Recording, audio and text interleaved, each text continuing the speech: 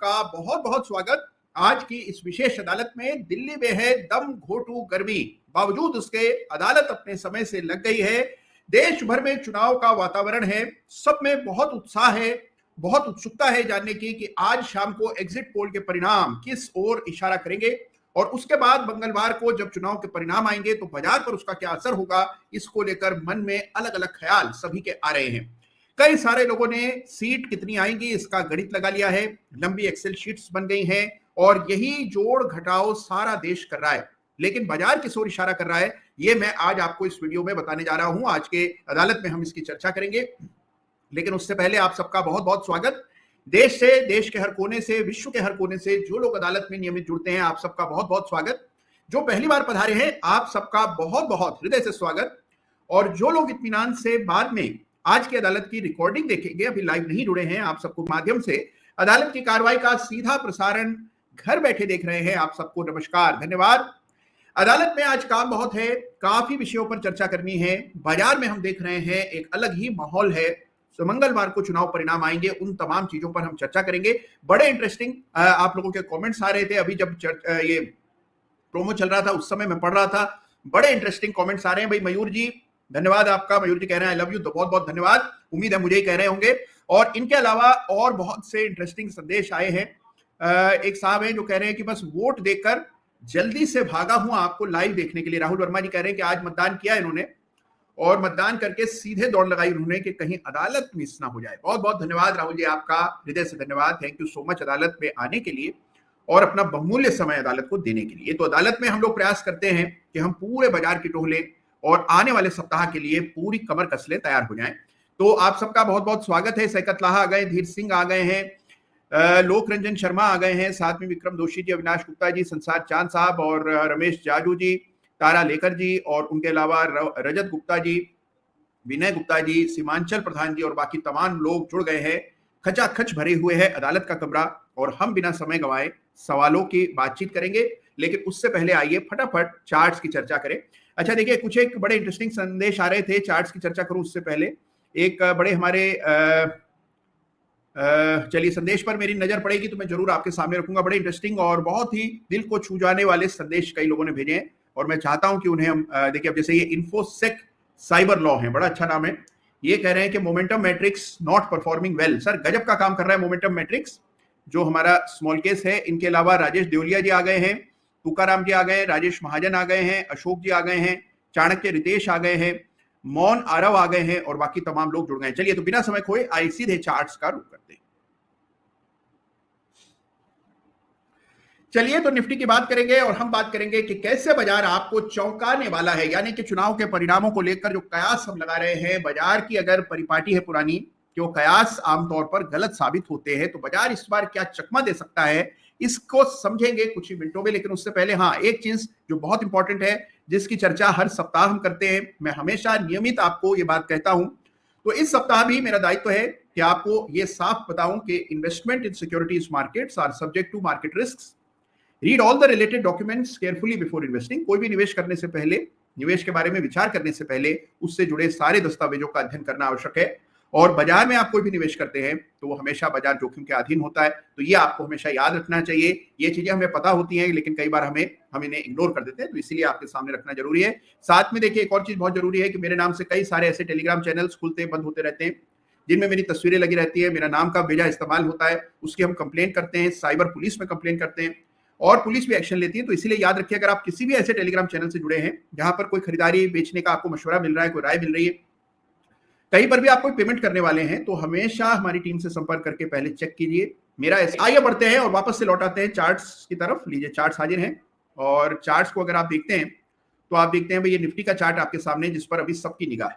Nifty के chart में एक बड़ा ब्रेकआउट हमने देखा, ब्रेकआउट के बाद इस सप्ताह कुछ करेक्शन आया, करेक्शन भी लगभग 2% का रहा। लगातार हम देख रहे हैं कि एक आउट परफॉर्मेंस जारी है और ये जो आउट परफॉर्मेंस है ये अपनी जगह पर बनी हुई है। सबसे इंपॉर्टेंट है कि हमें यहाँ पर एक लाइन डालनी है और ये सबसे क्रिटिकल लाइन है फिलहाल निफ्टी के लिए। मैं इसको ठीक से अंकित कर देता हूं, ये 22,000 के आसपास है। एक कंजेशन है जिसका ब्रेकआउट हमने निफ्टी में कुछ पिछले सप्ताह देखा था और ये लेवल है 22,530 का। तो दो लेवल्स जो आपको मार्क कर लेने हैं अपने वीकली चार्ट पर, वो है 21,970 और 22,530, ये दो लेवल्स हैं। अब देखिए सारी जो परिस्थिति है वो इस सप्ताह बदल जाएगी और उसकी वजह यह है क्योंकि चुनाव का परिणाम कोई मामूली इवेंट नहीं है, बड़ा इवेंट है। और इस बड़े इवेंट में बड़े उलटफेर होने की संभावना हमेशा बनी रहती है और उसके मद्देनजर बाजार भी बहुत वॉलेटाइल रहता है, उतार चढ़ाव भी बड़े आते हैं। अगर मान लीजिए जो अपेक्षाएं बाजार की हैं, जो उम्मीदें हम सब लगा करके बैठे हैं कि एक स्पष्ट बहुमत एनडीए को, बीजेपी को मिलेगा, अगर बीजेपी को अपने दम पर क्लियर मेजोरिटी मिलती है, पिछले चुनाव परिणामों से बेहतर प्रदर्शन होता है, तो आप देखेंगे कि संभावना इस बात की बनेगी कि बाजार में एक अच्छी तेजी बनेगी। इस अच्छी तेजी में जिस तरह अग्नि में घी डाला जाता है, बिल्कुल वही काम करेंगे वो शॉर्ट्स जो कि लगातार हमने पिछले सप्ताह बनते देखे। देश भर में व्हाट्सएप के माध्यम से अनेकों लोगों को संदेश मिले कि सीटें कम आ रही हैं, संख्या सीट की कम आएगी, उसके बाद बाजार में बड़ा करेक्शन आएगा, और उसके चलते लोगों ने अपनी पोजीशंस जो है कम कर दी। साथ में शॉर्ट पोजीशंस बनी हुई है, तो उनकी जो कवरिंग है उसके चलते आप देखिए एक बड़ा उछाल निफ्टी में आएगा। अगर ऐसा होता है तो आप देखिए जो सबसे अभी अनचार्टेड टेरिटरी का मामला है, तो पहले कभी ये लेवल्स देखे नहीं गए, तो कहां तक जा सकता है इसको समझना बहुत मुश्किल काम है। इसमें आप फिबोनाची एक्सटेंशन का इस्तेमाल कर सकते हैं, जैसे मिसाल के तौर पर यहां हम इस तरह फिबोनाची एक्सटेंशन का इस्तेमाल करते हैं, तो एक रेजिस्टेंस 23,250 पर, और उसके बाद फिर एक रेजिस्टेंस यहां इन स्तरों पर, यानी कि लगभग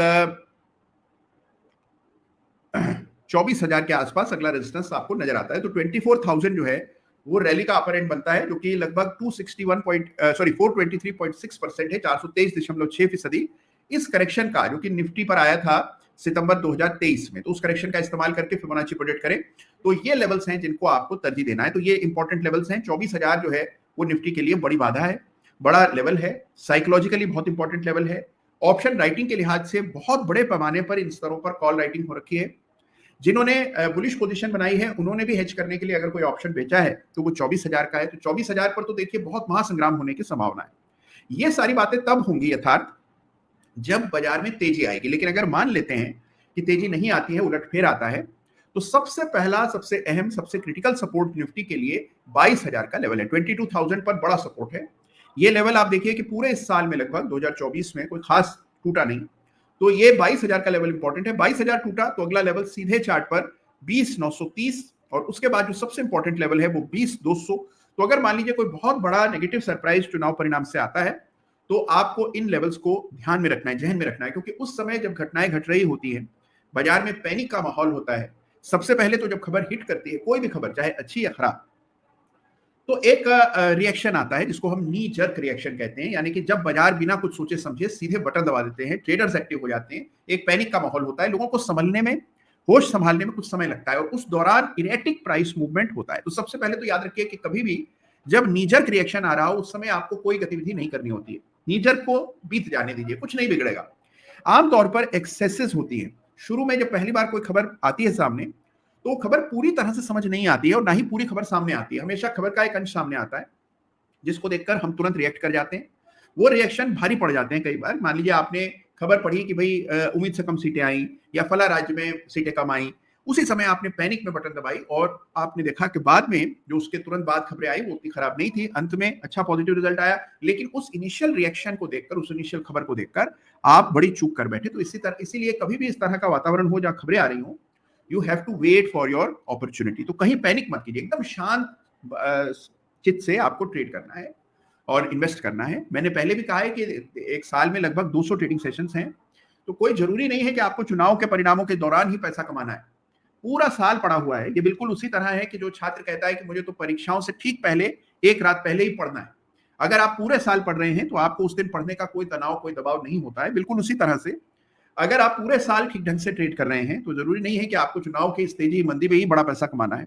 आप इस समय आराम से सुस्ता सकते हैं, वेट कर सकते हैं और लोगों को क्षतिग्रस्त होता हुआ देख सकते हैं, बजाय इसके कि खुद आप खतरे मोल लें। तो जहां पर हमें क्लैरिटी नहीं है, जहां पर एक इवेंट रिस्क है, एक समझदार कोशिश ये होनी चाहिए कि इस समय आप बाजार से थोड़ी दूरी रखें, इस इवेंट को बीत जाने दें। विशेष रूप से उन लोगों के लिए मशवरा है जो बाजार में नए हैं या जिन्होंने हाल फिलहाल में कोई पैसा नहीं कमाया इस तेजी में। उन लोगों को चाहिए कि वेट करें और ये इवेंट बीत जाने दें, उसके बाद फिर कोई प्रयास करें। लेकिन मैंने देखा है कि सबसे ज्यादा उत्साह इस इवेंट को लेकर और इस इवेंट के 2-3 दिनों में बड़ी ट्रेडिंग करने का जो सबसे ज्यादा जज्बा है वो उन्हीं लोगों में है जो बाजार में या तो नए हैं या जिन्होंने इस तेजी में पैसा कमाया नहीं है। वो सोच रहे हैं कि 2 ही दिन में हम चप्पट फाड़ पैसा कमा लेंगे। जब कभी आपने ये सोचा है, कभी भी आपके मन में ऐसा विचार आए, तो मान लीजिए कि इतिहास गवाह है, ये मैं अपने अनुभव से आपको कह रहा हूं, जब जब ये आपने संकल्प किया कि बस अब 2 दिन में जो है छाप लेंगे बड़ा पैसा।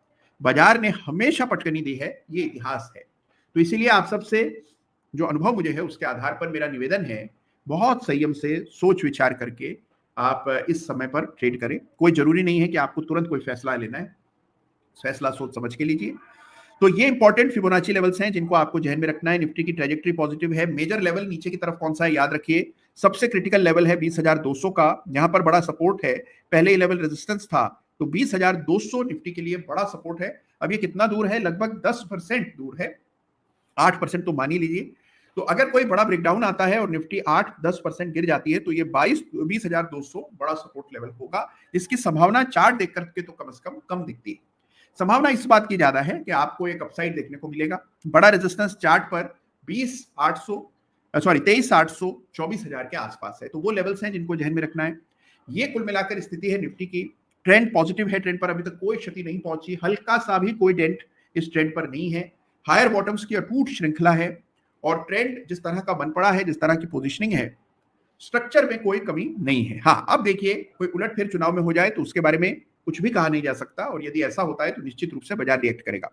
अगर मान लीजिए कोई स्थिति ऐसी बन जाए जहां पर बड़ा करेक्शन आकस्मिक आ जाए, तो ऐसे में सबसे पहले अपना धीरज मत खोइए, पैनिक मत कीजिए, कोई भी पोजीशन ऐसी न बनाइए जिसमें आप ये सोचें कि या तो कमा जाएंगे या फिर देखा जाएगा। कई बार मन में इस प्रकार के विचार आते हैं कि देखा जाएगा, जो होगा देखेंगे।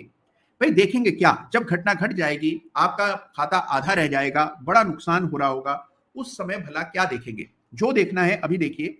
कभी भी ट्रेड करते समय ये न सोचिएगा कि जब मौका आएगा तब देख लेंगे, निपट लेंगे। आपको हमेशा पहले से तैयारी रखनी होती है। और कोई भी, जब आप तेजी के बारे में उत्साहित हैं, आशावान हैं, तो हमेशा नेगेटिव्स को भी फैक्टर इन करके चलना होता है। यही ट्रेडिंग का असूल है, ट्रेडिंग का सिद्धांत है। तो हमने देखा कि कैसे बाजार प्लेस्ड है बिफोर इलेक्शंस। ये वीकली चार्ट है, और अब आइए एक बार डेली चार्ट को भी देखते हैं। ये निफ्टी का डेली चार्ट है। यहां पर भी कमोबेश वही स्थिति है, एक रेंज में निफ्टी ट्रेड कर रहा है 4-5 दिन से, यानी कि पूरे गए सप्ताह निफ्टी धीरे धीरे करके करेक्ट होता रहा, सपोर्ट के करीब ट्रेड कर रहा है। बड़ा सपोर्ट चार्ट पर हम पहले अंकित कर चुके हैं, तो वापस वीकली चार्ट पर लौट आते हैं। यह है वीकली चार्ट की कहानी। तो निफ्टी का ओवरऑल ट्रेंड पॉजिटिव है, हायर बॉटम्स बन रहे हैं, फिबोनाची लेवल्स मैंने चार्ट पर मार्क किए। आइए एक दफे बैंक निफ्टी देख लेते हैं, और बैंक निफ्टी के चार्ट को गौर से देखें तो यहां पर भी आप देखते हैं कि ट्रेंड पॉजिटिव है, रेजिस्टेंस सामने है। बैंक निफ्टी में पैटर्न भी बना है, मैंने एक रेखा भी डाली हुई है। अब बैंक निफ्टी के लिए जरूरी है ब्रेकआउट आता है तो बैंक निफ्टी में भी तेजी बनेगी।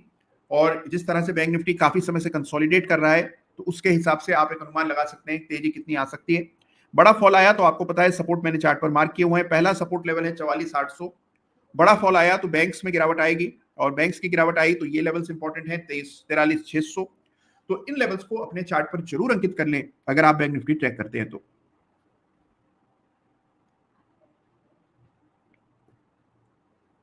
चुनाव के इस बड़े नतीजे से पहले आइए सबसे पहले इंडिया विक्स का रुख करते हैं, देखते हैं वॉलिटिलिटी इंडेक्स क्या कह रहा है। भाई वॉलिटिलिटी में तो जो होना था वो हो ही रहा है, 24 के आसपास विक्स ट्रेड कर रहा है। अब एक बात तय है, चुनाव का परिणाम कैसा भी होगा, विक्स में भीषण गिरावट आते हुए आपको नजर आएगी। इस वजह से अगर आपने ऑप्शन बाइंग की हुई है, तो जैसे ही ये विक्स कंप्रेस होगी, दोबारा से नीचे आएगी, आपके ऑप्शन प्रीमियम आधे पौने रह जाते हैं। तो बड़ा फॉल जो है ऑप्शन प्रीमियम्स में आता है बिकॉज ऑफ वॉलिटिलिटी। हाँ, अब अगर प्राइस ही इतना निफ्टी का बढ़ या घट जाए कि वॉलिटिलिटी का असर जो है वो पूरा हो जाने के बाद भी प्राइस मूवमेंट आ जाए तो अलग बात है। लेकिन वॉलिटिलिटी वेगा जो है, जब वो छूमंतर होगा आपके ऑप्शन प्रीमियम में से, तो आपका ऑप्शन का जो प्रीमियम आपने दिया है, मान लीजिए आपने कोई कॉल खरीदी है, उसके 150 रुपया दिया है, तो आप देखेंगे कि जैसे ही वेगा आधा रह जाएगा, सीधा घटकर 14-15 का वेगा हो जाएगा, यानी विक्स हो जाएगी। तो आप देखेंगे कि जो ऑप्शन का प्रीमियम आपने मान लीजिए 150 रुपए पर कॉल खरीदी थी, वो बाजार के बढ़ने के बावजूद भी वो कॉल उस तरह से बढ़ेगी नहीं, क्योंकि जो मूवमेंट उसमें आएगा उसका काफी हिस्सा ये वॉलिटिलिटी की वजह से कम हो जाएगा। तो इसीलिए इस चीज को जरूर ध्यान में रखिएगा अगर आप नेकेड ऑप्शंस के जरिए ट्रेड करते हैं, और विशेष रूप से ऐसे वातावरण में जहां विक्स जो है बड़ी तेजी से पिछले 4-5 सप्ताह में बढ़ी है, और लगभग 11 के आसपास विक्स बिल्कुल स्टेबल हो गई थी, वहां से सीधे 24 तक की दौड़ चुनाव से पहले विक्स ने लगाई। तो जो अनसर्टेनिटी हमारे मन में है उसी को कैप्चर कर रहा है विक्स। 24-24.5 के आसपास विक्स ट्रेड कर रहा है, और हमने देखा है कि बड़ा उछाल विक्स में पिछले कुछ दिनों में आता हुआ दिखाई दिया। तो इसको ध्यान में रखिएगा अगर आप ऑप्शंस में काम करते हैं। आइए इसके बाद चार्ट देखते हैं जल्दी से यूएसडी आईएनआर का, और देखिए इसका भी बहुत बड़ा लेना देना है with what happens in the elections. अगर पॉलिटिकल स्टेबिलिटी होती है तो डॉलर कमजोर होगा, रुपया मजबूत होगा। अगर पॉलिटिकल अनस्टेबिलिटी होती है तो रुपया कमजोर होगा, डॉलर मजबूत होगा। तो इसीलिए डॉलर के चार्ट से भी आपको स्पष्ट संकेत मिलेंगे। इस सप्ताह बड़ा ही रोचक एक परिवेश बना हुआ था। 0.5% की बढ़त हमने डॉलर में देखी और निफ्टी में गिरावट आई। तो निफ्टी गिर रहा था, डॉलर चढ़ रहा था। ये अनसर्टेनिटी का सूचक है। डॉलर में अगर बड़ा ब्रेकआउट होता है, डॉलर 8350 को पार कर जाता है, तो आप मान करके चलिए कि इसका परिणाम यह होगा कि निफ्टी में आपको गिरावट आते हुए दिखेगी। तो अगर डॉलर और मजबूत हुआ, रुपया और कमजोर हुआ, तो निफ्टी में आपको गिरावट आते हुए दिखेगी। तो ये आपको देखना है, इस तरह से इंटर मार्केट एनालिसिस करना है, चार्ट देखना है डॉलर का, समझना है निफ्टी को। बहुत जरूरी चीजें हैं ये। तो इस चार्ट को भी जरूर अपने रडार पर रखिएगा। एक बार गोल्ड को भी देखेंगे आगे बढ़ने से पहले, और कई सारे प्रश्न आपके मन में कौंध रहे हैं, उनका मैं प्रयास करूंगा उत्तर देने का, लेकिन उससे पहले गोल्ड को देख लें। तो गोल्ड हम देख रहे हैं कि $2300 के आसपास ट्रेड कर रहा है। गोल्ड में अच्छी तेजी बनी है, तो अभी गोल्ड से कोई नेगेटिव संकेत नहीं। कुल मिलाकर स्थिति देखें तो स्थिति ठीक है। चुनाव से पहले इसी प्रकार के बाजार की उम्मीद हमें थी। अच्छी बात यह है कि चुनाव से पहले कोई बड़ा करेक्शन नहीं आया, कोई नेगेटिविटी, सेल ऑफ, चाहे छोटे ही शेयर्स क्यों ना हो, उनमें भी कोई सेल ऑफ आते हुए नहीं दिखा। इसका मतलब बाजार आश्वस्त है कि चुनाव के परिणाम अपेक्षाकृत होंगे। अब कोई बड़ा उलटफेर, नेगेटिव सरप्राइज आ जाए तो बाजार उसको आसानी से पचा नहीं पाएगा, क्योंकि सभी की पोजीशंस अलाइंड है कि बाजार में तेजी आएगी।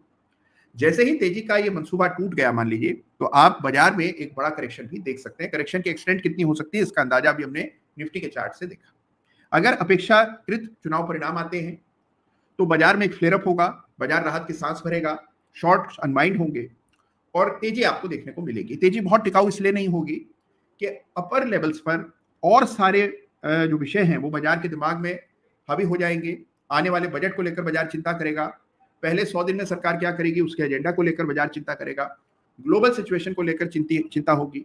तो आप देखिए कि ऊपर के लेवल्स पर टिक पाने में सब मुश्किलें पेश आएंगी, लेकिन एक बार राहत की सांस बाजार जरूर भरेगा और शॉर्ट स्ट्रैप हो जाएंगे। शॉर्ट कवरिंग के चलते बाजार में उछाल आने की संभावना है। ये आपके सामने चुनाव से ठीक पहले निफ्टी, बैंक निफ्टी, साथ में डॉलर और गोल्ड का चार्ट है, इंडिया विक्स का चार्ट है, जिसको हमने बड़ी करीब से देखा। आइए एक बार आगे बढ़ने से पहले जल्दी से सिल्वर का चार्ट भी मैं आपको दिखा देता हूं। तो ये आपके सामने सिल्वर फ्यूचर्स हैं एमसीएक्स के। यहां पर लगातार तेजी बनी हुई है, कोई ट्रेंड में चेंज नहीं है। और ये निफ्टी स्मॉल कैप इंडेक्स का चार्ट है।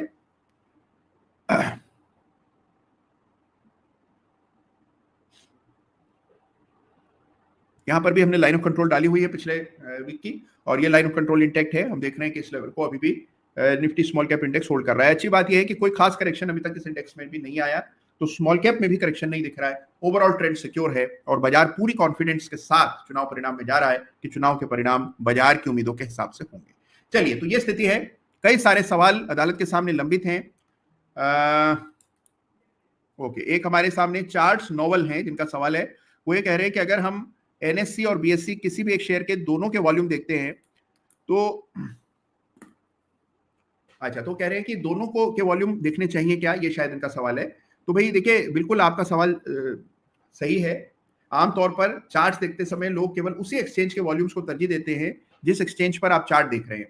मिसाल के तौर पर हम किसी भी स्टॉक का चार्ट देखते हैं तो किसी ना किसी एक एक्सचेंज का चार्ट होता है जो हमें दिख रहा होता है। जैसे रिलायंस का चार्ट देखें तो रिलायंस एनएससी पर भी ट्रेड होता है और बीएससी पर भी। लेकिन जब हम चार्ट देखते हैं तो आमतौर पर हम एनएससी वाला चार्ट देख रहे होते हैं, क्योंकि एनएससी पर वॉल्यूम ज्यादा होते हैं। लेकिन इनका सवाल यह है कि जो बीएससी का वॉल्यूम है, अगर उसको भी जोड़कर देखा जाए तो क्या कुछ अतिरिक्त पता लगता है। देखिए, आमतौर पर कोई बहुत बड़ा फर्क इसलिए नहीं पड़ता है कि जो बड़े स्टॉक्स हैं उनमें सारा volume, most of the volume is on NSC. कुछ बल्क डील्स होती हैं जो बीएससी पर होती हैं और वो एनएससी के चार्ट पर नहीं दिखती हैं। इसीलिए अगर वॉल्यूम को के लिहाज से आप कोई चार्ट स्टडी कर रहे हैं तो उसको एनएससी और बीएससी दोनों पर देख लेना अच्छी रणनीति होती है। तो जो आपने बात कही है सबके काम आएगी, और मुझे लगता है सबको इस चीज को समझना चाहिए कि आप चार्ट देखें तो एनएससी और बीएससी दोनों पर चार्ट देखें, क्योंकि कई बार कुछ ऐसा एक्स्ट्रॉर्डिनरी वॉल्यूम होता है जो एक एक्सचेंज पर हुआ दूसरे पर नहीं हुआ। तो पूरी तस्वीर वॉल्यूम की आपको तब समझ आएगी जब आप दोनों एक्सचेंजेस पर उस चार्ट को देखेंगे। जो छोटे शेयर्स हैं वहां फर्क इसलिए नहीं पड़ता है क्योंकि छोटे शेयर्स में आमतौर पर वो बीएससी पर ही ज्यादा लिस्टेड होते हैं, और अगर एक ही एक्सचेंज पर स्टॉक लिस्टेड है तो जाहिर सी बात है कि पूरा वॉल्यूम कैप्चर हो रहा है। और जो बड़े स्टॉक्स हैं उनमें जरूर आपको दोनों एक्सचेंजेस के वॉल्यूम को मिलाकर देखना चाहिए, लेकिन ये मान करके चले कि वॉल्यूम सबसे ज्यादा एनएससी पर ही आमतौर पर देखने को मिलता है। अच्छा, इसके अलावा अच्छा, एक हमारे गणेश वर्मा जी हैं, वो लिख रहे हैं, सर आपकी कृपा से और आपके दिए हुए ज्ञान से 2 वीक में बीएसएफ एंड अशोक लेलैंड में 20,000 का प्रॉफिट किया और अभी भी पोजीशन होल्ड किए। गणेश जी बहुत बढ़िया, साधुवाद आपको हम सबकी ओर से, बहुत बड़ी उपलब्धि है ये। और आप ट्रेड कर रहे हैं, अपने प्रयासों से ट्रेड कर रहे हैं, चार्ट्स देख रहे हैं, किसी पर आश्रित नहीं है। बाजार में तेजी, मंदी, रेंज बाउंड बाजार, ये सब चलता रहेगा, लेकिन अगर आप अपने रूल्स को फॉलो कर रहे हैं so you should do well. अच्छा, अब बाजार आपको चकमा कैसे देगा इसके बारे में हम चर्चा करेंगे, लेकिन उससे पहले सवाल कई सारे आ रहे हैं, मैं सवालों का रुख कर रहा हूं और बड़े इंटरेस्टिंग सवाल आ रहे हैं। ओके, तो मैं खोजता हूं कोई अच्छा सवाल जिसका जवाब देने में मजा आए और आपको आवाज सुनने में, जवाब सुनने में मजा आए। ओके, अच्छा, एक हमारे मोहित कश्यप साहब का सवाल है, सबके लिए काम का सवाल है। सवाल यह है कि आप सपोर्ट और रेजिस्टेंस की रेखाएं विक हाई और लो पर न लगाकर प्राइस क्लोज या ओपन पर लगाते हैं, कृपया इसका फर्क समझा दीजिए। भाई देखिए, समस्या क्या है मोहित जी कि जो विक है वो हाई और लो को लेकर के बनाया जाता है। विक मतलब कैंडल के ऊपर और नीचे जो लकीरें निकली रहती हैं उसको विक या बाती कहते हैं, कुछ लोग उसको शेडो भी कहते हैं। तो जो शेडोज के एंड को अगर लेकर आप लाइन डाल रहे हैं, फिर चाहे रेजिस्टेंस सपोर्ट की रेखा हो, ट्रेंड लाइन हो, तो वहां पर समस्या क्या है कि इरेटिक हाइज एंड लोज लग जाते हैं। मान लीजिए 20 शेयर का कारोबार हुआ, उस वजह से कोई बहुत ऊंचा दाम डे हाई हो गया या कोई बहुत नीचे का दाम डे लो हो गया। अब अगर मैं उस लेवल को तरजीह देकर रेखाएं डालूंगा तो उन रेखाओं का कोई औचित्य नहीं है।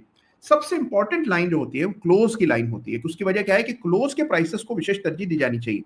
क्लोज वो भाव है जिस पर एक आम सहमति बनी है, जो लेवल इंपॉर्टेंट था, जिस पर के ट्रांजेक्शन होगा, उसको क्लोज प्राइस कहते हैं। तो इसीलिए हमेशा बनिस्पत आप सपोर्ट रेजिस्टेंस की रेखा लोज और हाइस को जोड़कर बनाएं, हमेशा आपको सपोर्ट रेजिस्टेंस की रेखाएं क्लोजेस को जोड़कर बनाना चाहिए। बहुत अच्छी चीज आपने नोट की मोहित जी, और मुझे लगता है कि ये जो चीज है सबके काम आएगी। जो भी लोग चार्ट्स देखते हैं, सपोर्ट रेजिस्टेंस की रेखाएं हमेशा क्लोज प्राइसेस को जोड़कर बनाएं। अगर कैंडलस्टिक्स में ये कर पाना आपके लिए मुश्किल है तो आप चार्ट को लाइन चार्ट में तब्दील कर दें और फिर सपोर्ट रेजिस्टेंस की रेखा डालें, तो आपके लिए वो ज्यादा फायदेमंद और आसान होगा। चलिए, मोहित जी ने बड़ा ही अच्छी एक सवाल किया जिसके कारण मुझे लगता है कि बहुत से लोगों की दुविधा हल हुई होगी। ओके, अच्छा, एक हमारे शिरीष पाठक साहब का प्रश्न ये है कि how to hedge mutual funds, I have 30% exposure of equity. फिर देखिए शिरीष जी, आमतौर पर जो इक्विटी में इन्वेस्ट करते हैं, विशेष रूप से आपने जैसे म्यूचुअल फंड में निवेश किया हुआ है, तो म्यूचुअल फंड के निवेश कोई शॉर्ट टर्म ट्रेडिंग की पोजीशंस नहीं है जिनको आपको हेज करना होगा। आपकी जो पोजीशंस हैं वो आपके पोर्टफोलियो का 30% है मान लीजिए, और आपने लंबे समय के लिए उसको लिया है, क्योंकि म्यूचुअल फंड्स आमतौर पर लंबे समय के लिए लिए जाते हैं। तो आपको कोई खास अतिरिक्त चिंता की आवश्यकता नहीं है। आपको you should go with the flow, you are already hedged, क्योंकि आपका अधिकांश पैसा और इंस्ट्रूमेंट्स में लगा है। इक्विटी में केवल 30% का आपका एलोकेशन है, तो इसलिए आपको कोई अतिरिक्त हेजिंग की मैं राय नहीं देता हूं। मुझे लगता है कि उसके बजाय आप केवल आपने ऑलरेडी एक फोकस्ड पोजीशन बना रखी है, उसके साथ बने रहिए। चलिए, बहुत से और सवाल है। अच्छा, एक हमारे समीर सांघवी साहब का प्रश्न ये है कि क्या टाटा मोटर्स के वीकली चार्ट पर डबल टॉप बना है? आइए देख लेते हैं।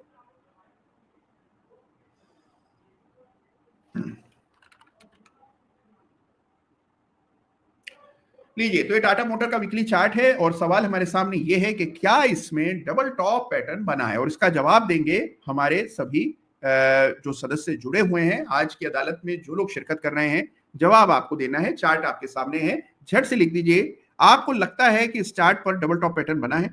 अगर डबल टॉप पैटर्न बना है तो यस लिख दीजिए, और अगर आपको लगता है कि नहीं बना है तो नो लिख दीजिए। लेकिन जो भी लिखना है जल्दी से लिखिए।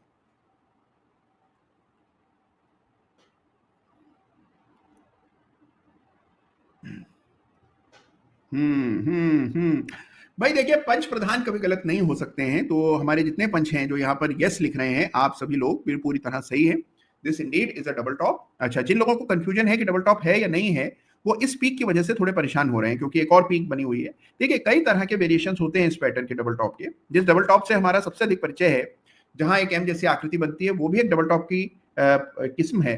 लेकिन इसके अलावा भी डबल टॉप अलग अलग शेप्स और साइजेस में उपलब्ध होते हैं, और उनमें से एक ये डबल टॉप है। आइए इसको लाइन चार्ट पर देखते हैं। ये लाइन चार्ट पर अब देखने में यहाँ पर एक नहीं बल्कि 3 टॉप नजर आ रहे हैं, और इसी की वजह से लोगों को कंफ्यूजन हो रहा है कि क्या इसको डबल टॉप की श्रेणी में डालना उचित होगा। लेकिन ये जो 2 पीक्स हैं ये बड़ी हैं, ऊंची हैं, बीच की ब्रेक डिम्यूनेटिव है, यानी कि छोटी। तो हम ये कह सकते हैं कि हम इन 2 पीक्स को लेकर इसे डबल टॉप मान रहे हैं। ब्रेकडाउन आ चुका है, तो जिस किसी ने भी इसको डबल टॉप माना है, मेरी राय में सही है, बिल्कुल सही खोजा आपने। तो this indeed is a double top, और this is the chart for Tata Motors. अच्छा, एक साहब हैं हमारे दिलीप सिंह राठौड़ साहब, बड़ा ही इंप्रेसिव नाम है इनका, और इनका प्रश्न मैं लूंगा, लेकिन उससे पहले कंप्लेन आ गई है। अन्ना साहब मटाड़े जी की कंप्लेन है, और वो ये कह रहे हैं कि सर मेरा क्वेश्चन नहीं लेते हैं। क्वेश्चन आपका जैसे अन्ना साहब मेरी नजर पड़ेगी आपके सवाल पर जरूर मैं लूंगा। रहा सवाल गणेश वर्मा जी का, तो कह रहे हैं डबल टॉप भी है और ब्रेकडाउन भी हो गया है, बिल्कुल सही। अच्छा, एक सवाल इसके अलावा अमित साहा जी का सवाल है, वो कह रहे हैं कि क्या म्यूचुअल फंड्स की हेजिंग स्टॉक पोर्टफोलियो के साथ की जा सकती है एडिशनल मार्जिन के लिए? इसके प्रोज एंड कॉन्स क्या होंगे? नहीं, देखिए, स्टॉक पोर्टफोलियो से आप म्यूचुअल फंड की हेजिंग करें ये उचित नहीं है, तर्क संगत भी नहीं है अमित जी। चलिए, तो इसके अलावा और बहुत से सवाल हैं, अदालत के सामने लंबित हैं। हमारे IMH के कह रहे हैं कि अडानी शेयर्स को देखिए भाई, अगर आज अदालत में हम बैठे हैं, कल चुनाव के एग्जिट पोल्स हैं, मंगलवार को चुनाव परिणाम है, तो जाहिर सी बात है कि बिना अडानी समूह के शेयर्स देखे हुए तो अदालत पूरी हो ही नहीं सकती है। तो अच्छा किया कि आपने याद दिला दिया, तो जरूर अडानी ग्रुप के शेयर्स पर भी निगाह डालेंगे। अच्छा, एक हमारे तपन दास हैं,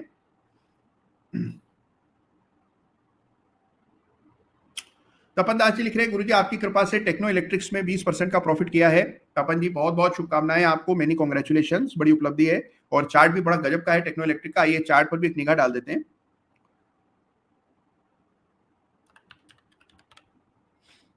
टेक्नो इलेक्ट्रिक इंजीनियरिंग, वाह वाह, क्या ब्रेकआउट आया, क्या तेजी बनी इस सप्ताह। और आपने देखा यहाँ 820-22 का लेवल पार हुआ, सीधे स्टॉक 1400 तक बिना रुके बिना थमे भागा, गजब का मोमेंटम बना। और अगर आपने चार्ट ठीक से समय पर देख लिया होता जैसे तपन जी ने देखा, तो एक शानदार अवसर आपको मिला होता। ओके,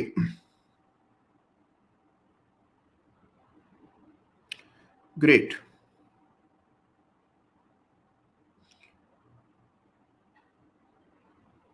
अच्छा, एक हमारे सुब्रत बिस्वाल साहब हैं, ये NSE 4 के सेनानी हैं, लिख रहे हैं सर 5 लाख में स्टॉक की ट्रेडिंग करके 5 लाख प्रॉफिट किया है। आपके आशीर्वाद से ट्रेडिंग सीख रहा हूं, ऑप्शन मुझे नहीं आता है सर, टर्टल सीखना चाहता हूं। सुब्रत जी बहुत बहुत पहले तो शुभकामनाएं स्वीकार कीजिए, बड़ी उपलब्धि है ये। लेकिन जितना आप अपने को श्रेय दें या किसी भी और व्यक्ति को दें, उससे ज्यादा श्रेय बाजार को दीजिएगा। बाजार अगर साथ दे तो सब चीजें संभव हो जाती हैं। तो जो तेजी दिख रही है, जो प्रॉफिट आ रहा है, इसका बहुत बड़ा श्रेय जो है ये हमें बाजार के हाल की तेजी को देना चाहिए। लेकिन आपकी मेहनत का इसमें बहुत बड़ा योगदान है, उसके बिना ये मुमकिन नहीं हो सकता था। तो जो आपने मेहनत की, चार्ट्स देखे, रिस्क लिया, उसका ये रिवॉर्ड आपको मिल रहा है। एक चीज जरूर कहूंगा कि जरूरी नहीं है कि आपको सब काम करने हैं। बहुत सारे लोग मुझे कहते हैं सर बड़ा अच्छा चल रहा है, प्रॉफिट गजब के आ रहे हैं, बहुत शानदार परिणाम आ रहे हैं, अब चार्ट से डर नहीं लगता, चार्ट देखने से तुरंत पता लग जाता है, मेरे पास कुदरतन वही शेयर्स आ जाते हैं जो बढ़ने वाले होते हैं, बड़ा आनंद आ रहा है। लेकिन मैं ऑप्शन नहीं कर पा रहा हूँ, ऑप्शंस को मिस कर रहा हूँ, ऑप्शंस कैसे शुरू करूं। तो मैंने उन्हें कहा कि ऐसा नहीं है कि आपको सारे विषय पढ़ने, जिस विषय में, जिस सब्जेक्ट में आपके मार्क्स ज्यादा आते हैं, आपके रिजल्ट्स अच्छे हैं, आप केवल उसी पर कंसंट्रेट कीजिए। जरूरी नहीं है कि आपको सारी परीक्षाएं पार करनी। उसी तरह से जब आप ट्रेडिंग कर रहे हैं तो जरूरी नहीं है कि जो चीज आपको नहीं आती है या आपकी रुचि नहीं बनी या जिसका खतरा आप बर्दाश्त नहीं कर सकते हैं, वो भी किसी को कर दिखानी है, कोई पॉइंट थोड़ी सिद्ध करना है। आपको केवल पैसा कमाना है। ये जो सारा प्रयास है ट्रेडिंग का, इसका एक ही ध्येय है, एक ही लक्ष्य है, वो है to generate return on investment. अगर वो काम आप कैश मार्केट में शेयर्स को ट्रेड करके कर पा रहे हैं, तो कहीं किसी किताब में नहीं लिखा है कि आपको ऑप्शन भी ट्रेड करने हैं। तो इसलिए ऑप्शन ट्रेड करना कोई जरूरी मजबूरी नहीं है। हाँ, ऑप्शन ट्रेड करने में हर्ज भी नहीं है, लेकिन अगर आप नहीं कर पा रहे हैं, काफी प्रयास किए, बार बार नुकसान झेलने पड़ रहे हैं, या कुछ बातें समझ ही नहीं आती है, तो छोड़ दीजिए, जाने दीजिए। आप वो कीजिए जिसमें आपको महारत है, जिसमें आपके सफलता है, जिसमें रिजल्ट्स हैं, उस चीज पर ध्यान दीजिए। तो ये चीज याद रखिएगा, you don't have to do things because other people are doing it, ये याद रखिए। चलिए, तो ये बात हो गई टेक्नो इलेक्ट्रिक की, जिसमें गजब का मोमेंटम हमने बनते हुए देखा। अच्छा, एक हमारे फ्यूचर वर्क हैं, उनका सवाल ये है कि सर इलेक्शन में ऑप्शन ट्रेड करें या स्टॉक, जोखिम किसमें कम है। भाई हमेशा लेवरेज पोजीशन में तो जोखिम ज्यादा होगा ही, इसमें कोई दुराए, कोई शंका है ही नहीं। देखिए, जिस तरह फिजिक्स के सिद्धांत हैं, कुछ अटूट सिद्धांत हैं, अटल सिद्धांत हैं, जो कि जनरेशन से चले आ रहे हैं, ठीक इसी तरह ट्रेडिंग के भी कुछ सिद्धांत हैं, कुछ प्रिंसिपल्स हैं। एक प्रिंसिपल ये है कि अगर आप अवॉइड कर सकते हैं तो हर परिस्थिति में लेवरेज पोजीशन में ज्यादा खतरा होगा, क्योंकि leverage position by the definition, आप 1 रुपया लगाते हैं, 4 रुपए की, 10 रुपए की पोजीशन बना लेते हैं, तो खतरा जाहिर सी बात है उसी अनुपात में होगा, प्रॉफिट एंड लॉस उसी अनुपात में आपको दिखाई पड़ेगा।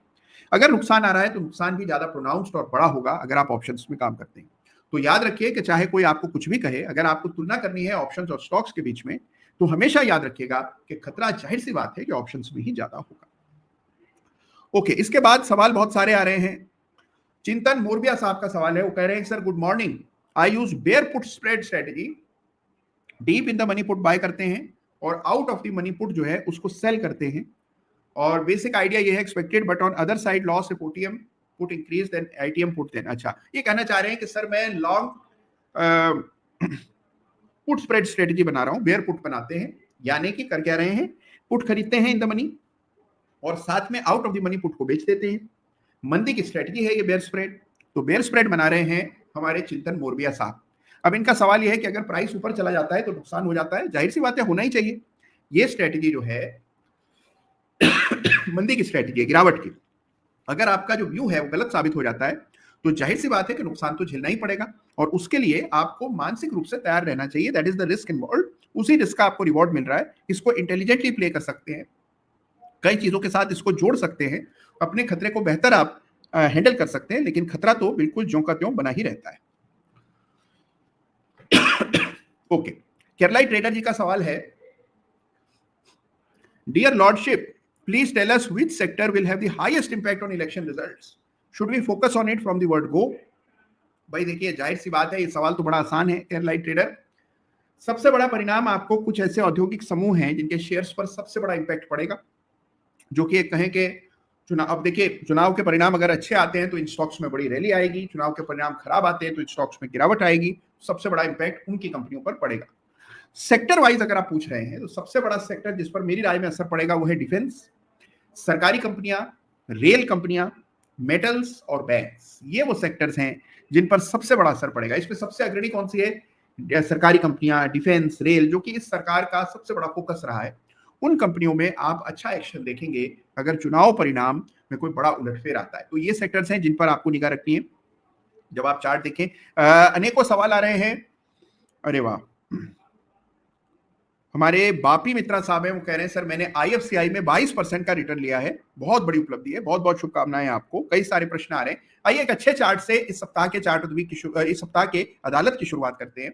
तो मैं बात कर रहा हूं आइडिया सेलुलर की। तो आइए आइडिया का चार्ट देखते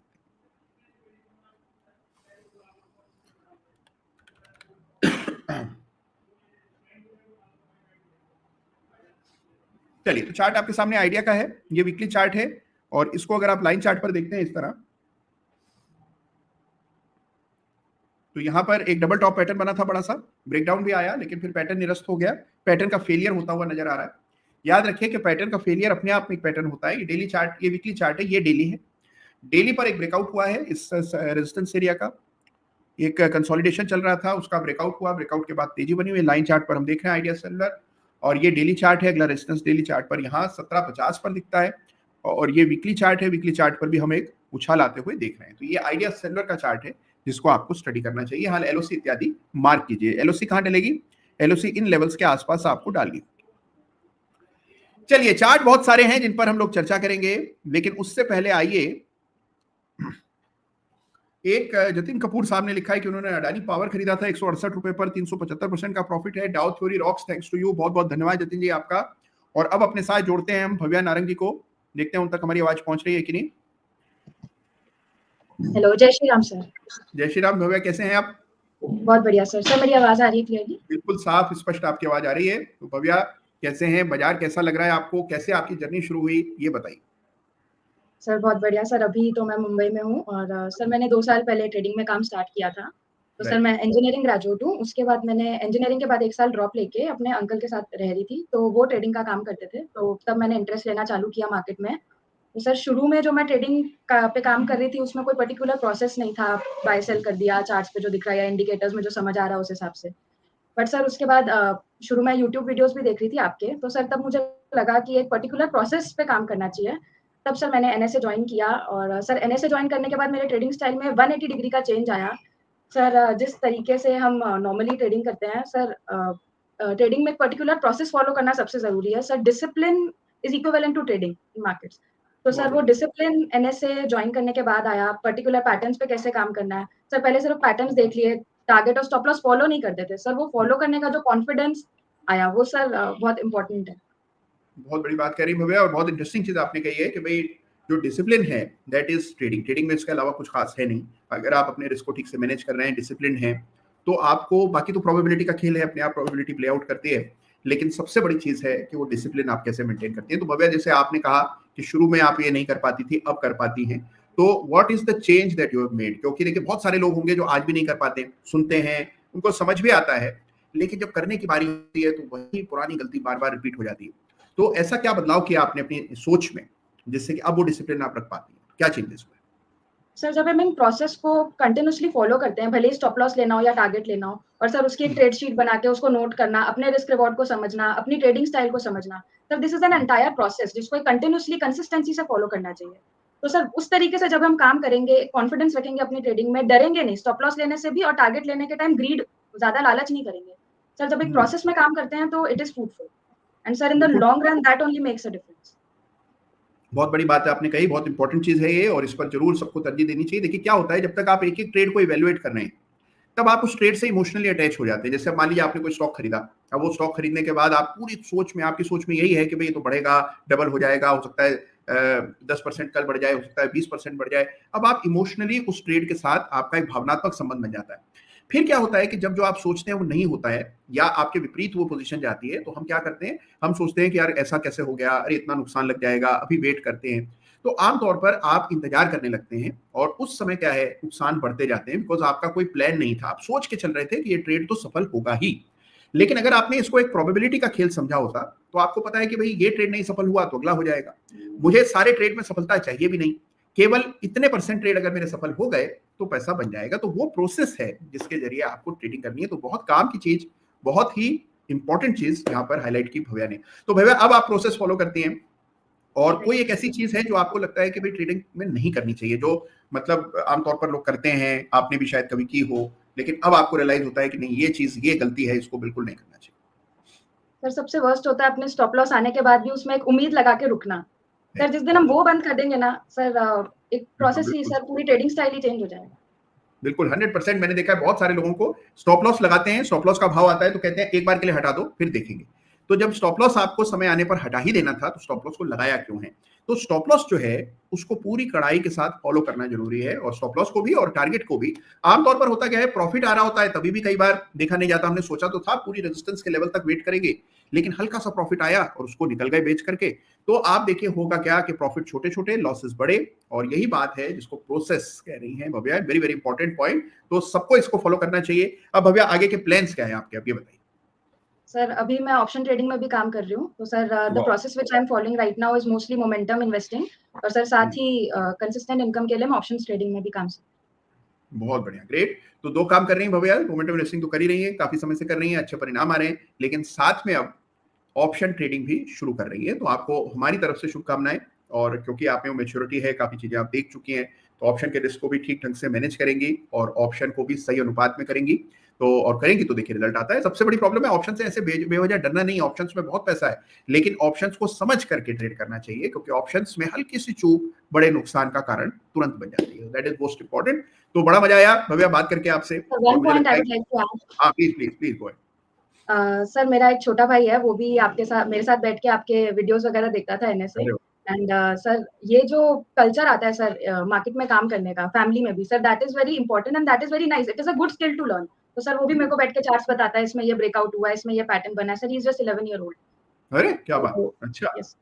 अरे वाह, बहुत बढ़िया, शानदार, और सुन के बड़ा अच्छा लग रहा है भैया। तो 11 साल की उम्र में अगर कोई बच्चा इतना इंटरेस्ट ले रहा है, देखिए बहुत सारे लोग मुझे कहते हैं, कई बार मैं कहीं जाता हूँ, लोग कहते हैं सर आप ये बच्चों को इंकरेज मत कीजिए इसमें आने के लिए। देखिए मैं किसी को इंकरेज नहीं करता हूँ, लेकिन क्या है कि this is a mental game, this is a skill. इससे आप देखिए दिमाग का विस्तार होता है, कितनी नई चीजें पता लगती है आपको, ये पता लगता है कि दुनिया में क्या हो रहा है। अगर आप बाजार में पार्टिसिपेट कर रहे हैं तो आपको पता है इलेक्शंस में क्या चल रहा है, आपको पता है यूएस इलेक्शंस कब है, फेडरल रेट रिजर्व कब चेंज होगा, आपको सारी दुनिया की छोटी बड़ी घटनाओं की जानकारी हो जाती है। कई सारे रिलेशनशिप्स आपको पता लगते हैं कि अच्छा गोल्ड ऐसा होता है तो क्रूड में ये होता है, क्रूड बढ़ता है तो इस कंपनी के शेयर्स पर ये असर पड़ता है।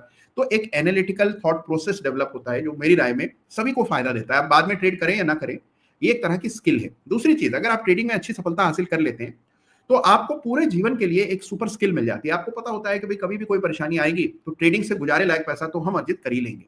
तो इसलिए ये ट्रेडिंग स्किल सीखने में कोई हर्ज नहीं है। हाँ, ट्रेडिंग को अगर आप जुआ मानकर, गैम्बलिंग मानकर, उस दृष्टिकोण से काम कर रहे हैं कि चलो भाग्य आजमाते हैं, वो बिल्कुल गलत है और उसको किसी को भी इंकरेज नहीं करना चाहिए।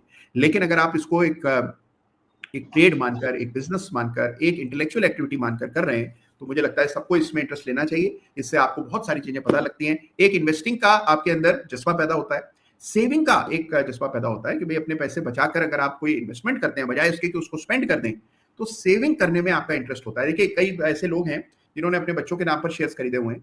अब वो मुझे बताते हैं कि बच्चे खुद बोलते हैं कि अब मेरे पोर्टफोलियो की वैल्यू कितनी हो गई, फिर वो कहते हैं कि मेरा पॉकेट मनी भी इन्वेस्ट कर दो। तो उससे क्या है, बच्चे को इन्वेस्टिंग के बारे में पता लगता है। तो बहुत अच्छी बात है, और उम्मीद कर रहे हैं कि अगर 11 वर्ष की आयु में वो इंटरेस्ट ले रहे हैं मार्केट्स में, तो आगे चलकर बड़ा नाम करेंगे। और किसी ने एक बार वॉरेन बफेट से पूछा था कि उनका बड़ा रिग्रेट क्या है, तो उन्होंने भी कहा था कि मैंने बड़ा लेट शुरू किया, हालांकि वो भी शायद 10-11 की उम्र में ही उन्होंने शुरू कर लिया था, बट इस साइड कि मैंने इन्वेस्टिंग बहुत लेट शुरू की। तो अब तो देखिए जमाना बदल गया, आजकल इतनी टेक्नोलॉजी है सबके पास, तो उम्मीद हम कर रहे हैं कि बहुत अच्छा काम आप लोग करेंगे और आप लोगों को देखकर बड़ा अच्छा लगता है। तो नई जनरेशन है, इतना प्रैक्टिकली और प्रोफेशनली इस बाजार को आप लोग अप्रोच कर रहे हैं। तो all the very best to you Bhavya. Thank you so and much sir. आपसे बात करके जो कॉन्फिडेंस और पॉजिटिविटी रहती है sir, that is also one important factor जो ट्रेडिंग में बहुत हेल्प करता है sir. Thank you so thank you much for so that. Much, thank you so much. तो भव्या है और भव्या के भाई हैं छोटे, जो कि 11 बरस की आयु में बाजार में इंटरेस्ट ले रहे हैं और बहुत अच्छा काम कर रहे हैं, और भव्या खुद बहुत अच्छा इन्वेस्टिंग कर रही है।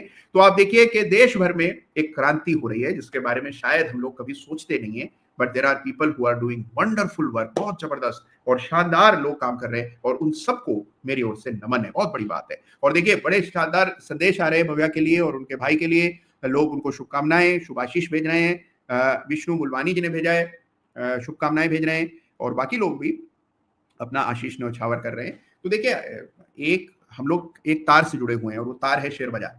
अगर हम लोग एक दूसरे का मनोबल नहीं बढ़ाएंगे, एक दूसरे का साथ नहीं देंगे, तो कौन देगा। और देखिए ट्रेडिंग में जो संघर्ष है, जो इन्वेस्टिंग का संघर्ष है, जो स्ट्रेस है, वो वही व्यक्ति समझ सकता है जो इस काम को करता हो। तो ये एक मंच है जहां पर आप अपनी बात बेखौफ होकर के कह सकते हैं, अपने दिल की बात कह सकते हैं, अपने मन में जो चल रहा है, ट्रेडिंग से जुड़ा आपका कोई भी विचार है, तो उसको यहाँ पर हम लोग कोशिश करते हैं कि उसकी चर्चा हो। अच्छा देखिए एक और चीज ये कह दूं आपको, बहुत सारे लोग ये क्वेरी भेजते हैं कि हमें अदालत में आना है और हमें अपनी जर्नी डिस्कस करनी है। तो देखिए अदालत खुला मंच है, आपको यदि अदालत में हिस्सा लेना है, आप जब चाहे अदालत में शामिल हो सकते हैं। हमारी टीम से संपर्क करें और अगली अदालत में आप प्रस्तुत हों। तो अगर आपके पास भी कुछ ऐसा कहने को है, मान लीजिए आपको बड़ा नुकसान हुआ है और आप बताना चाहते हैं कि कौन सी ऐसी चीजें जो नहीं करनी चाहिए या क्या गलतियां आपने की जिससे और लोग आगाह हो जाए, सचेत हो जाए, तो भी अदालत में आइए। आपने बहुत अच्छा सफलता हासिल की है तो भी आइए। जैसे भी आप अपनी बात कहना चाहते हो, you are more than welcome. तो सभी को स्वागत है, बाजार में जरूर आइए। तो बहुत शानदार। और देखिए बड़ा अच्छा संदेश अशोक शर्मा साहब लिख रहे हैं, भव्या बेटी ग्रेट, तो बहुत बड़ी बात है। तो ये मंच है जहां हम सब लोग परिवार के रूप में जुड़े होते हैं। आयुष बंसल जी कह रहे हैं कि क्या अदालत में आने के लिए कोई फीस चुकानी पड़ती है? बिल्कुल भी नहीं है। अदालत में जिस किसी को भी आना है, जिसकी भी स्टोरी इंटरेस्टिंग है, आपको लगता है कि कुछ कहना है आपको, और जो आप कहेंगे उससे जो भी सुन रहा होगा उसको कोई फायदा पहुंचेगा। मैं इसीलिए देखिए बार बार सभी जो लोग अदालत में लोग आते हैं उनसे ये पूछता हूँ भाई कौन सी ऐसी चीज है जो आपने सीखी, जो आज जो संघर्ष कर रहा है उसको नहीं पता है। कई बार क्या होता है, देखिए हमें चीजें सब पता होती हैं, सभी को पता है कि खुश रहना चाहिए, झूठ नहीं बोलना चाहिए, ईमानदारी से जीवन व्यतीत करना चाहिए, बातें सबको पता होती है, लेकिन फिर भी हम कर नहीं पाते हैं। तो वो जो करने, कहने, समझने और करने का बीच का अंतर है, जो उसको ब्रिज कर लेता है, वही व्यक्ति, उसी का हम अदालत में उसको आमंत्रित करते हैं। तो अगर आपको लगता है कि कुछ भी ऐसा है जो आप कहना चाहते हैं, तो you are more than welcome. चलिए काम हमारे सामने बहुत है, गप हमने बहुत लगा ली, काम बहुत है, चार्ट अनेकों देखने, और हाँ ये भी देखना है कि बाजार कैसे चकमा देगा आपको चुनाव परिणाम के बाद, तो उसको भी समझेंगे। लेकिन उससे पहले आइए कुछ एक चार्ट्स पर दोबारा लौट आते हैं। आइडिया का शानदार चार्ट हमने देखा।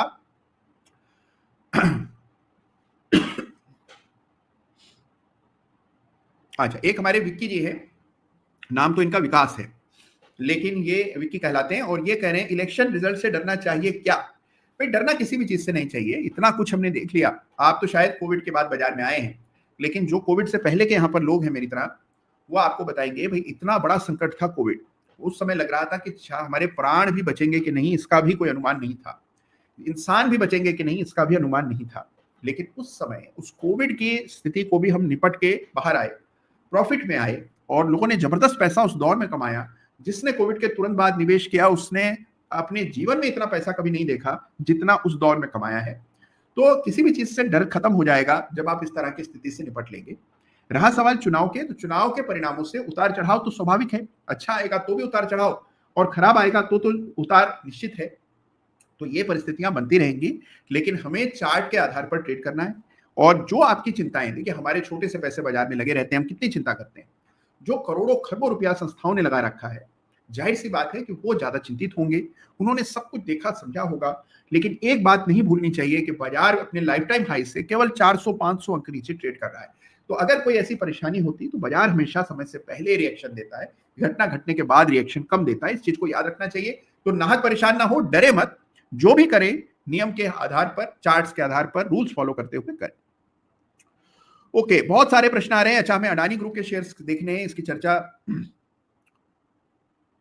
अनेकों लोग कर रहे हैं। अरे वाह, बहुत बढ़िया। Chart of the week action construction 350 रुपए पर था, ये कहना है हमारे प्रतीक जी का, बहुत बढ़िया। और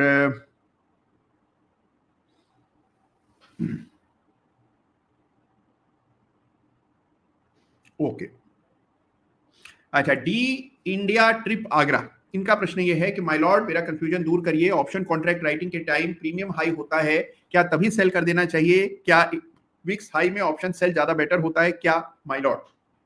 भाई देखिए, ये पूरी तस्वीर नहीं है जो आप देख रहे हैं, जो आप कह रहे हैं वो पूरा सत्य नहीं है, अधूरा सत्य है। कुछ पार्ट सही है कि जब ऑप्शन के प्रीमियम्स ज्यादा होते हैं ऑप्शन सेलिंग में, तो तभी आपको प्रॉफिट आता है। तो ऑप्शन सेलिंग अगर आप कर रहे हैं तो प्रयास ये कीजिए कि ऑप्शन के प्रीमियम्स उस समय बढ़े हुए हों। ऑप्शन के प्रीमियम कम हो, बहुत ज्यादा, विक्स बहुत कम हो, तो उस समय ऑप्शन बेचना उतना फायदेमंद नहीं रहता, ये बात सही है। लेकिन क्या ऑप्शन केवल प्रीमियम बढ़े हुए हैं ये देख करके बेच देना चाहिए? ये सरासर गलत है। ऑप्शन के प्रीमियम आमतौर पर किसी इवेंट से पहले बढ़ जाते हैं, जैसे कि अभी बढ़े हुए हैं। इसका अर्थ ये नहीं है कि आप बहुत सेफली ऑप्शन बेच सकते हैं। अगर मान लीजिए कोई बड़ा उलटफेर, बड़ी न्यूज कोई चुनाव के परिणामों में आ जाती है या किसी भी बड़े इवेंट में आती है, तो चाहे आपने ऑप्शन कितने भी हाई प्रीमियम पर क्यों ना बेचे हों, उसमें बड़ी गिरावट आने की, बड़ा नुकसान आने की संभावना रहती है, क्योंकि ऑप्शन बड़ी तेजी से बढ़ने लगते हैं। मान लीजिए आपने कॉल और पुट दोनों बेचा हुआ है और चुनाव के बाद बाजार गिर जाता है, तो आपने चाहे कितने ही हाई विक्स पर क्यों ना बेचा हो, जब बाजार गिरेगा तो पुट के प्रीमियम इतनी तेजी से बढ़ने लगेंगे कि आपको नेट में नुकसान आने लगेगा, और नुकसान भी अच्छा खासा और अनलिमिटेड आ सकता है। तो कभी भी ये नहीं सोचना चाहिए कि हम केवल क्योंकि ऑप्शन के प्रीमियम्स बढ़े हुए हैं कॉल पुट बेच सकते हैं, प्रीमियम घटने पर हम प्रॉफिट लेकर निकल जाएंगे।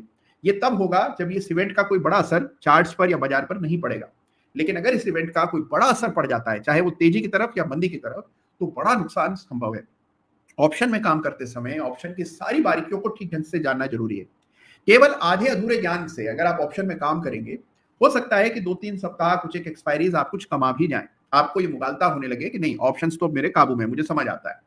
लेकिन ऐसा आपको चकमा ऑप्शंस देंगे कि जो कुछ आपने कमाया है वो एक ही महीने में निकल जाएगा। तो इसीलिए इंपॉर्टेंट क्या है, you must learn options well before you get involve with options. तो ये चीज याद रखिएगा। ढेरों सवाल आ रहे हैं और बड़े इंटरेस्टिंग प्रश्न आ रहे हैं, मैं उन प्रश्नों पर आऊंगा।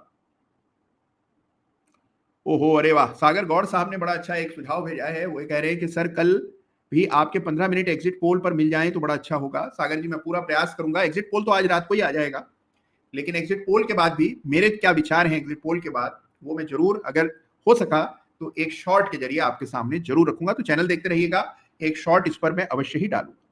चलिए, इसके बाद बैड गुर्जर बॉय का सवाल है कि सर ऑप्शन बाइंग में पैसा कैसे बनाएं? देखिए, ये बिल्कुल वैसा ही सवाल है जैसा कई लोग पूछते हैं कि सर बाजार में पैसा कैसा कमाएं। भाई देखिए, बाजार पूरा खुला है, उसी तरह ऑप्शन का कारोबार भी खुला है। जिस तरह लोग ऑप्शन सेलिंग से पैसा कमा रहे हैं, ऑप्शन बाइंग में भी जबरदस्त पैसा बनता है। लेकिन उसके लिए ठोस रणनीति, क्लियर स्ट्रेटेजी का होना जरूरी है। आप सोचें कि ऐसे ही अंधेरे में तीर लगा करके ऑप्शन बाइंग से पैसा बन जाएगा, जिसको एडहॉक ट्रेडिंग में कहता हूं कि चलो कभी कोई कॉल खरीद ली, थोड़ा मंदा लगा तो कोई पुट खरीद लिया, कोई चीज बहुत बढ़ गई तो उसकी पुट खरीद ली, कोई बहुत घट गया तो उसका कॉल खरीद लिया। इस तरह की ट्रेडिंग से ऑप्शन खरीद करके पैसा नहीं बनेगा। ऑप्शन बहुत कम समय तक वैल्यू रखने वाली टिकट होती है। अगर ऑप्शन को समय पर न भुनाया जाए तो ऑप्शन अपनी कीमत इस तरह से खो देता है कि आपको मौका ही नहीं मिलता है। तो इसीलिए अगर ऑप्शन बाइंग करनी है तो उसके लिए भी पूरा प्रशिक्षण लेना जरूरी है। तो मेरा सुझाव आपको ये रहेगा कि ऑप्शंस के बारे में जानने के लिए बहुत जल्द हम लोग एक कार्यक्रम भी लेकर के आएंगे, लेकिन आप सीखें इसको, उसके बाद ही ऑप्शंस में रुचि लें। चलिए, आइए फटाफट एक बार अडानी ग्रुप के शेयर्स के चार्ट्स देखेंगे और उसके बाद हम लोग चर्चा करेंगे।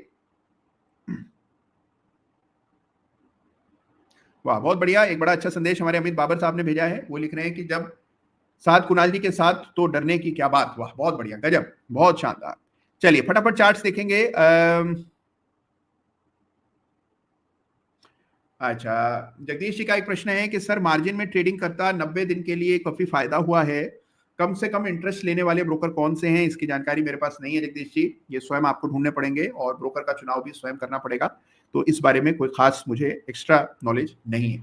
चलिए आगे बढ़ते हैं और फटाफट आइडिया के बाद अब आइए अडानी ग्रुप के शेयर्स के चार्ट देखते हैं। भाई अडानी एंटरप्राइजेज में ब्रेकआउट हुआ, ये देखिए ब्रेकआउट, और हमने देखा ब्रेकआउट पिछले ही सप्ताह हो गया था। हायर बॉटम बनी रहे हैं, बड़ा रेजिस्टेंस चार्ट पर यहाँ 4000 के आसपास नजर आता है, ब्रेकआउट की स्थिति बन रही है। तो अडानी के एंटरप्राइजेस के चार्ट पर तेजी। अडानी पावर में ये चार्ट है आपके सामने अडानी पावर का, और यहाँ पर भी हम देख रहे हैं जबरदस्त तेजी बनी। अडानी पावर में तेजी पहले से बनी हुई है, ब्रेकआउट आया था 400 रुपए के ऊपर, ₹750 का भाव आज आप देख रहे हैं, तेजी कायम है।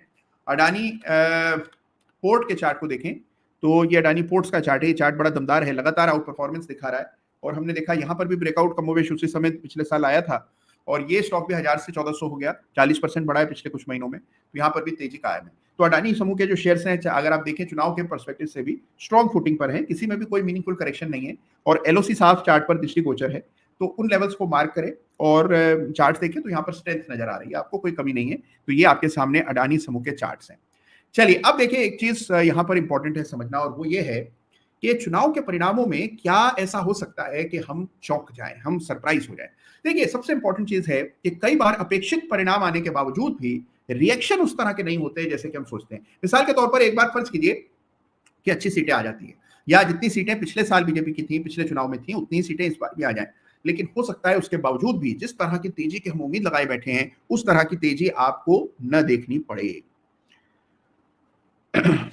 तो that is very very important कि कई बार क्या होता है कि जो तेजी की हम अपेक्षा कर रहे हैं उस तरह की तेजी अच्छे परिणाम के आ जाने के बाद भी न देखने को मिले। उसी प्रकार से यह भी हो सकता है कि खराब परिस्थिति के आने पर भी, चुनाव परिणाम उतने अच्छे न आने पर भी उस तरह का फॉल ना आए जिसकी हम उम्मीद कर रहे हैं। तो एक सबसे बड़ी संभावना यह है कि जो दायरा हमने निफ्टी के लिए बनाया है, आइए दोबारा से एक बार दायरे को देखते हैं। इसी दायरे में निफ्टी ट्रेड करता हुआ आपको नजर आ सकता है इवन आफ्टर इलेक्शन रिजल्ट्स। और ये दायरा क्या है आइए समझते हैं। नीचे की तरफ जो बड़े लेवल्स हैं, एक लेवल मैंने मार्क किया था 22,000 का और एक लेवल निफ्टी पर 21,300 21,250 के आसपास है। बड़ा लेवल चार्ट पर अगर आप देखें तो ये 20,200 का है। एक बार के लिए हम मानते हैं कि 21,300 के नीचे निफ्टी नहीं जाता है नीचे की तरफ और ऊपर 24,000 के ऊपर नहीं जाता है, तो ये आप देखिए 1700 पॉइंट्स का बैंड है जिसमें संभावना रहती है कि मार्केट इसी तरह से ट्रेड करता रहेगा, पॉजिटिव बायस के साथ ट्रेड करेगा, लेकिन ये लेवल्स वायलेट नहीं होंगे। ये भी एक संभावना है जिसको आपको ध्यान में रखना है। तो जरूरी नहीं है कि इवेंट के बाद कोई बहुत बड़ा इंपैक्ट आए। कई बार इवेंट आकर गुजर जाते हैं लेकिन प्राइस इंपैक्ट उतना नहीं होता जितना हम सोच रहे हैं। जो ऑप्शन के जरिए ट्रेड कर रहे हैं वो जानते हैं कि कई बार बड़ी तेजी आने के बावजूद भी कॉल के प्रीमियम उस तरह इस वजह से नहीं बढ़ते हैं कि ऑलरेडी वॉलिटिलिटी के चलते प्रीमियम काफी ऊंचे होते हैं जब आप उन्हें बाय करते हैं।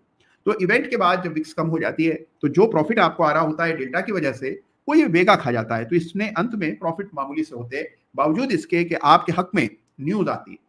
तो मेरा हमेशा से सुझाव ये रहता है कि न्यूज पर ट्रेड करने के बजाय, ऐसी चीजों पर पैसे दाव पर लगाने के बजाय जिनका हमें कोई ज्ञान नहीं है, चुनाव परिणाम कैसे होंगे इसका ज्ञान किसी को भी नहीं है। हम अटकलें जरूर लगा सकते हैं, अनुमान लगा सकते हैं, इंटेलिजेंट गेसेस ले सकते हैं, लेकिन हमें कुछ भी विश्वास से नहीं पता है। तो जब आपको जिस इवेंट के बारे में कुछ भी ना पता हो, जैसे बजट एक इवेंट है, बजट को लेकर अटकलें हर साल लगती हैं, लोग घंटों खर्च करते हैं ये पता लगाने में, ये अनुमान लगाने में कि इस बजट में क्या आएगा। अभी से मैं स्वर सुन रहा हूं, कई सारे लोगों से मेरी बात होती है, लोगों का कहना है कि इस बार बजट में फला नियम आएगा, इस बार बजट में वो छूट वापस ले ली जाएगी, इस बार बजट में कुछ बड़ा ऐतिहासिक होगा। तो लोग अभी पहले से ही अनुमान लगाने में लग जाते हैं। ये कहे तो इट्स अ फूल्स एरेंड, यानी कि कोई खास इसका फायदा नहीं है। आप करते रहिए, समय भी अच्छा बीतेगा, चटपटा चर्चा भी होगी, लेकिन कुछ फायदा नहीं होने वाला है। हमारा प्रयास क्या होना चाहिए, we do whatever we think we have a better understanding of. जिस किसी चीज को भी करने में हमें ज्यादा बेहतर समझ है, हम ज्यादा बेहतर ढंग से देख पाते हैं, उसी चीज को पैसा लगाना चाहिए। तो हमारा काम क्या है कि नॉर्मल टेम्परेचर प्रेशर में जब हम चार्ट्स देख करके ठीक ठाक ट्रेड ले लेते हैं, तो हमें किसने कहा है कि जब एक बड़ा इवेंट सामने मुंह बाय खड़ा है तब हम अपने पैसे को जोखिम में डालें। अभी जोखिम साधारण परिस्थिति से ज्यादा है। तो हमेशा जो पेशेवर ट्रेडर होता है वो एक दिन में चमत्कार की उम्मीद में ट्रेड नहीं करता है, वो लगातार एक कंसिस्टेंट प्रॉफिट के लिए ट्रेड करता है। तो ये अप्रोच का फर्क है और इसीलिए मेरा सबको निवेदन ये रहेगा कि लेवल्स को जरूर चार्ट पर अंकित रखिए, लेकिन कोई भी निर्णय जो भी आप करें, अच्छा बुरा, पैनिक में, कभी खुशी में, वो निर्णय हमेशा चार्ट के को ध्यान में रखकर और तर्कसंगत निर्णय होना चाहिए। तो इसी के साथ आज की अदालत को समेटने का समय आ गया है। बिल्कुल चिंता मत कीजिए, जो होगा अच्छा होगा और बाजार की जो दिशा है उसको कोई बदल नहीं सकता है। हो सकता है कुछ समय के लिए एक तात्कालिक झोंका तेजी मंदी का देखने को मिल जाए, लेकिन जो ओवरऑल ट्रेंड है उस पर कोई क्षति नहीं पहुंचेगी। ये जो ट्रेंड आप देख रहे हैं निफ्टी में, इसके पीछे जो पूरा देश है उसकी मेहनत है। सब लोग जीडीपी के लिए कंट्रीब्यूट कर रहे हैं, दिन रात एक किए हुए हैं, और ये जो क्रम है, ये भारत का जो समय आया है, इसको कोई बदल नहीं सकता है। तो आप बिल्कुल निश्चिंत होकर के अपने चार्ट्स के आधार पर ठंडे मन से निर्णय लीजिए, किसी के कहे सुने पर कोई पैनिक की स्थिति में न आइए। चार्ट्स जो कह रहे हैं उसको तरजीह हमेशा दी जानी चाहिए। अपना ख्याल रखिएगा और कल फिर मिलेंगे। कल है रविवार का दिन और कल होगा चार्ट ऑफ द वीक। तो चुनाव से पहले चार्ट ऑफ द वीक में किस चार्ट की चर्चा हम लोग करेंगे जानने के लिए कल का चार्ट ऑफ द वीक अवश्य देखिएगा। अपना ख्याल रखिएगा।